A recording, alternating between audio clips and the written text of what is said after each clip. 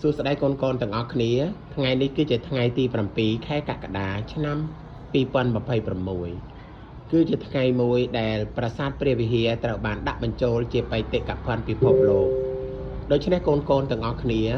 ពុកម៉ែបងប្អូនទាំងអស់ត្រូវចងចាំថានេះគឺជាមរតកដ៏អស្ចារ្យរបស់ដូនតាយើងដែលបានបន្សល់ទុកឲ្យអស់រយៈកាលជាយូរកន្លងមកហើយពិតមែនតែប្រាសាទព្រះវិហារត្រូវបានទទួលរងនៅក្នុងសង្គ្រាមឈ្លានពានរបស់ចៅសៀមឈ្លានពានប៉ុន្តែក៏នៅតែយើងរលឹកនឹកឃើញនៅការដាក់បញ្ចូលប្រាសាទនេះជាបេតិកភណ្ឌពិភពលោកដូច្នេះដើម្បីញ៉ាំងឲ្យពិធីនេះកាន់តែមានភាពអស្ចារ្យនៅលើពិភពលោកនេះសូមឲ្យកូនទាំងអស់គ្នាច្រៀងបទប្រាសាទព្រះវិហារទាំងអស់គ្នាបាទ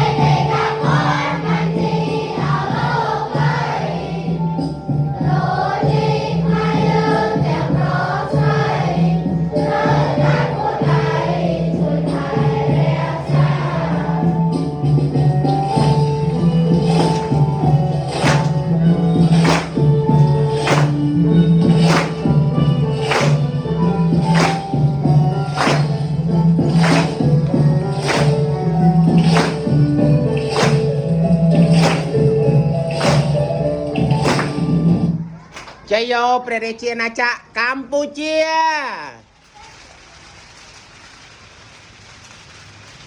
ជ័យយោប្រាសាទព្រះវិហារអរគុណច្រើនបាទ